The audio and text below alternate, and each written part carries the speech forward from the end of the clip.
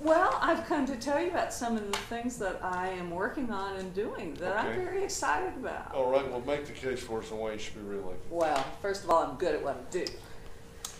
But secondly, I have gotten very involved in we've been probably working on this for a year, trying to do a better evaluation on mental health issues. At the beginning of magistration, that's one program I'm working on. Another project that I'm working on that is just coming about, and you probably we haven't sent out a press release yet. We're going to have a summit in October of really major city DAs, and looking at the issue of gun violence and where we can go on that, and how what programs are working. You've sort of had an evolution on pretrial diversions in this last term of yours, or you've changed your approach. I have instituted a pretrial diversion on 17 to 21-year-olds on misdemeanors. Why not adults, young adults, or any adult who maybe slipped up later in life? Well, I kind of think by the age of 21, your character is pretty well built. And they get deferred adjudication generally if it's a first-time thing and it's nothing of really serious nature. And so the deferred is really not a hindrance to them. But it does, and then when you take all the expunction and laws and you put all that together, then if you have that diversion, it's going to go away. They can end up taking it off their record forever.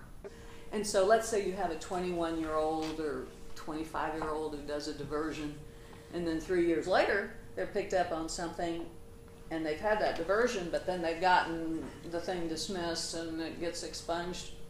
We don't even have any record of that. So that's one of my problems. Would you care to address the arresting column that Brian wrote? Didn't look real good.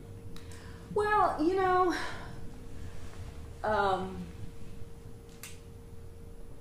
what I remembered about Uresti in our phone conversation was I remembered he got in trouble, that it was a case that I didn't think any jury would convict him on, and they had agreed to go into the military. Well, it turned out he had, according to your column, because I can't comment on some of it from a DA perspective, but if I take your column, he got arrested on having made a false report to a police officer because he had wrecked his car. He told him somebody stole it. 72 hours later or something like that, 3 days later, he went in and said, no, I'm the one who did it. Nobody got arrested. Nobody got charged with anything.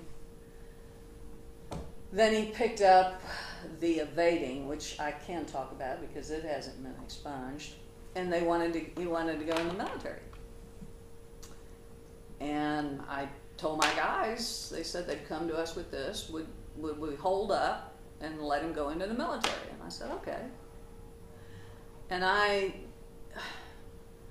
have always, in some instances, been agreeable to that because it really does change people. Yeah, one of the things that your opponent has brought up in the past, I don't know how much discussion this year, is the idea that there's like this big backlog of cases in his office, and that things are kind of move very slowly. Can you address where things stand with that now? Well, the felony courts are backlogged. And the misdemeanor courts, when I came in, there was a horrible backlog in misdemeanor courts. And I created this little strike team to go in and try to work out a lot of that, put them on some even footing. So the judges then would have the ability to work their dockets. Because it's really the courts that have to work the dockets. Is there anything else you'd want to say about Nico, LaHood?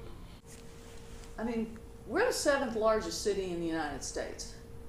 We have a major presence, or at least I have a major presence within national. I'm on the national DA's board. I'm on the Texas DA's board. I have a big presence on that. Are we going to have someone who believed that they wanted to make a career out of drug dealing? We're not talking about just using and somebody smoking a joint somewhere or anything like that, but that whole thing was set up so that he could prove he could deliver big amounts. And then he said he'd been dealing for a year as a bouncer in the bar. I mean, that's a huge issue in my mind.